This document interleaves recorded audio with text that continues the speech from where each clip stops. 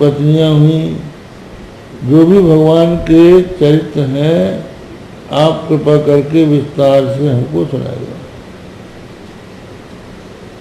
महाराज भगवान श्री कृष्ण साक्षात परब्रह्म परमात्मा है। वो माया से मनुष्य बने हैं, तो उनके विचेष्टित को हम सुनना चाहते हैं। आप कृपा करके हमको सुनाइए। तो इन प्रश्नों को सुनकर श्री सुखदेव जी को बड़ी प्रसन्नता हो गई। उन्होंने राजा परीक्षित को साधुवाद दिया कि राजन, तुम्हारी बुद्धि बड़ी सुंदर है, सम्यक व्यवस्था राजन, सम्यक व्यवस्था बुद्धि तो राजन श्री सत्तम वासुदेव कथायांते यह जाता है नैष्ठिकी रति। भगवान वासुदेव की कथा में जो तुम्हारी स्वाभाविक प्रीति है, नैष्ठिकी निष्ठा, किसी को प्रयत्न करना पड़ता है भगवान की कथा में प्रेम करने के लिए, और तुम्हारी स्वाभाविक है।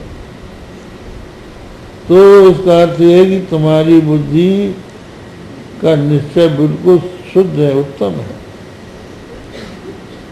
तुमने जो भगवान वासुदेव की कथा के संबंध में हमसे प्रश्न किया है, वासुदेव कथा प्रश्न पुरुषास्त्रीन पुनाति भक्तारम पृच्छकम श्रोति तत्पाद शरीरम यथा।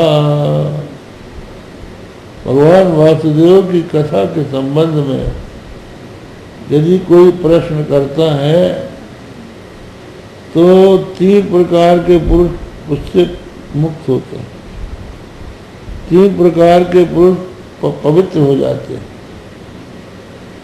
वक्तारम,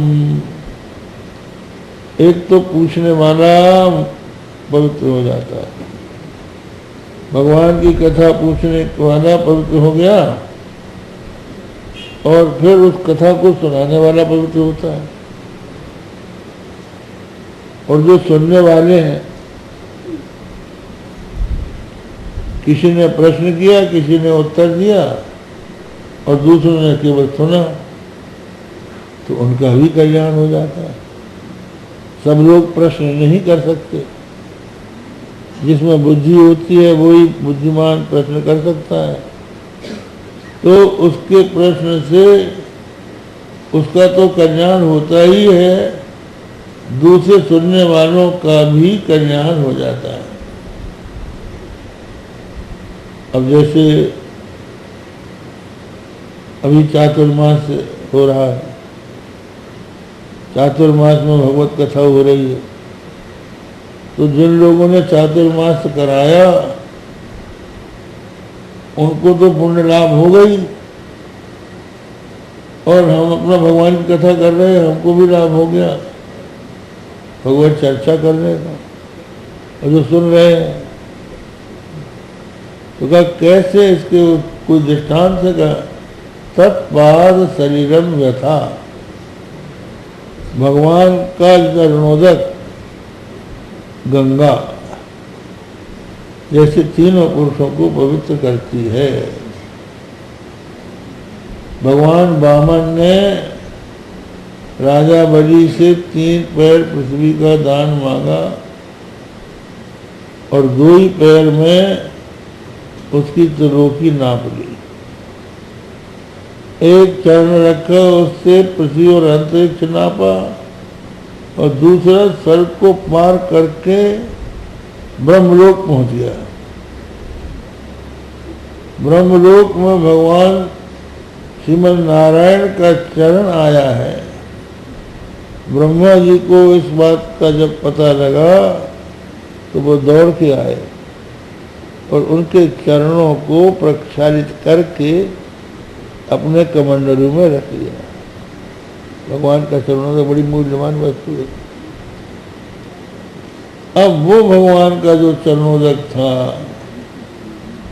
ब्रह्मा जी के कमंडलू में बहुत काल तक बना रहा। इधर घटना ये हुई कि एक राजा सगर थे। ये सूर्यवंश के राजा थे। उन्होंने अश्वमेध यज्ञ किया।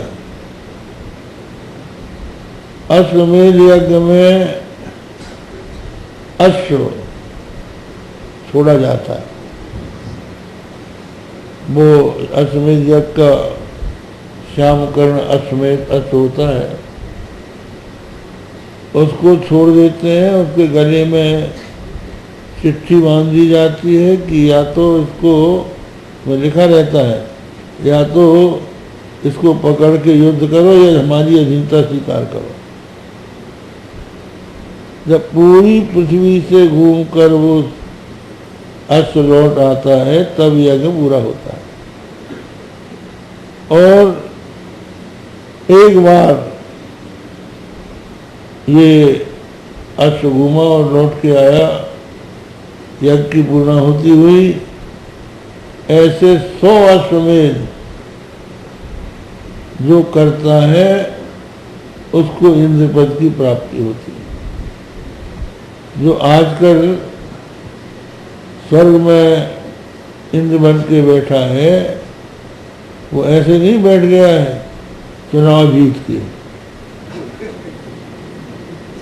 उसने पहले जन्म में 100 अश्वमेध यज्ञ किए,